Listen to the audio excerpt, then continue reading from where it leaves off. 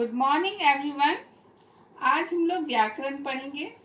व्याकरण में आपके पाठ्य पुस्तक में व्याकरण की किताब में सबसे पहला लेसन है भाषा, लिपि और व्याकरण। तो सबसे पहले हम लोग भाषा के विषय में जानेंगे कि भाषा क्या है, और ये आप पिछली कक्षाओं में पढ़ चुके हैं भाषा के विषय में, लिपि के विषय में।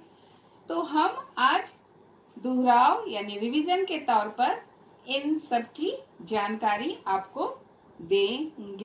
तो भाषा एक साधन है जिसके द्वारा हमारे मन की बातों को हम दूसरों तक पहुंचाते हैं और दूसरा उसे सुनकर समझता है।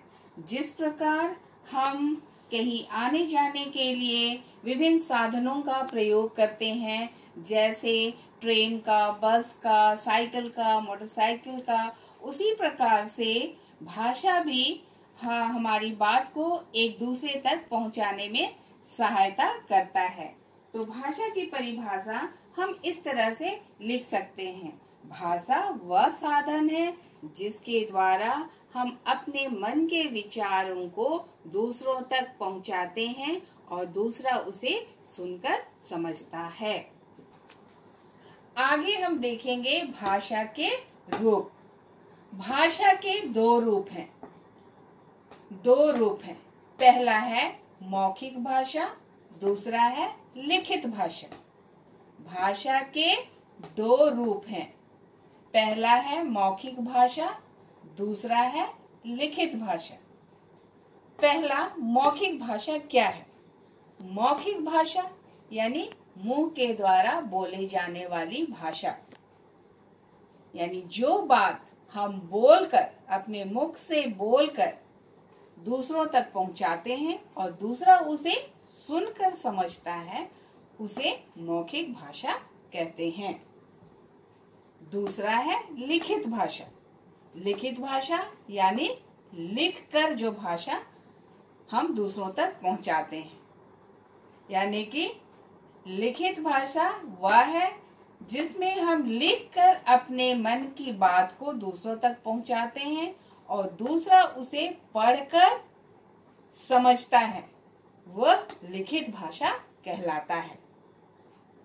एक और भाषा है सांकेतिक भाषा, जिसका जिक्र हम यहाँ पर नहीं किए हैं। सांकेतिक भाषा यानी कि इशारा की भाषा।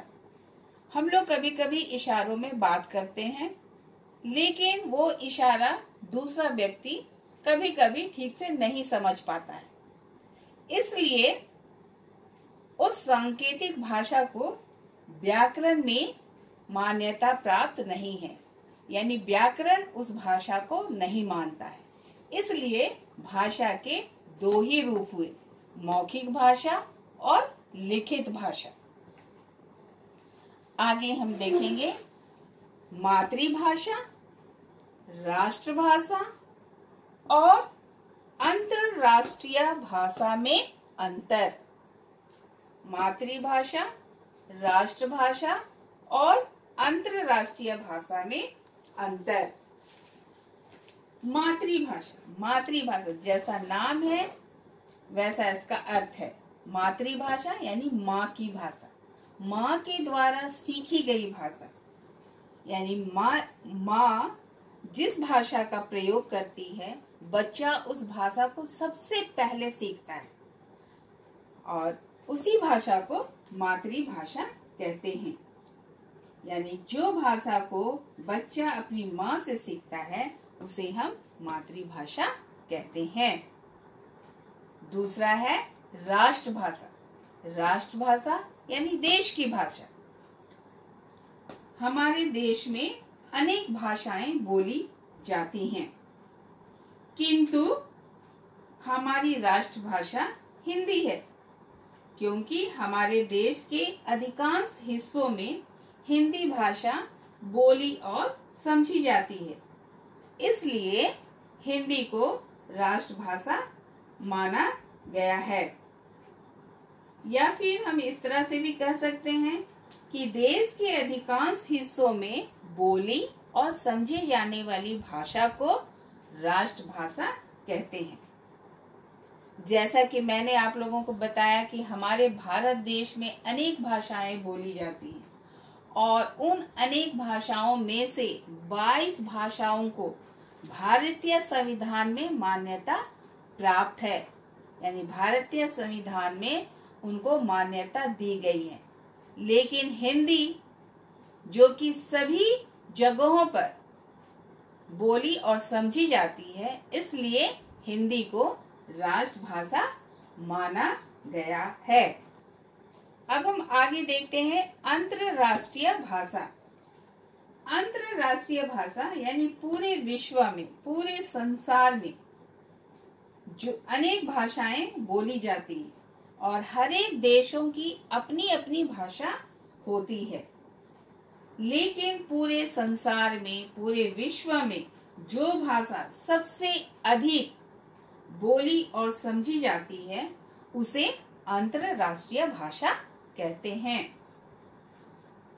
अंग्रेजी यानी इंग्लिश एक ऐसी भाषा है जो प्रायः सभी देशों में बोली और समझी जाती है, इसलिए अंग्रेजी को अंतरराष्ट्रीय भाषा माना गया है, उसे अंतरराष्ट्रीय भाषा की मान्यता दी गई है।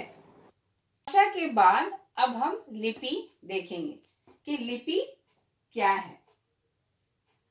आप जानते हैं कि मुंह से निकलने वाली ध्वनि को वर्ण कहते हैं और आप सभी वर्ण से परिचित भी हैं। उन्हीं वर्णों के लिखने के ढंग या तरीके को लिपि कहते हैं, यानी अ ई ई क ख ग घ हर एक वर्ण के लिए एक संकेत चिन्ह निश्चित किए गए हैं, उसे ही लिपि कहते हैं।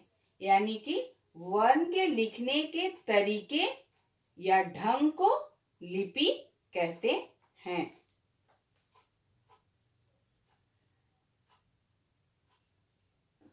संसार में प्रचलित कुछ भाषाओं की लिपियां दी गई हैं आपके किताब में भी, जैसे हिंदी और संस्कृत की देवनागरी लिपि, अंग्रेजी की रोमन लिपि, पंजाबी भाषा की गुरुमुखी लिपि और उर्दू भाषा की फारसी लिपि।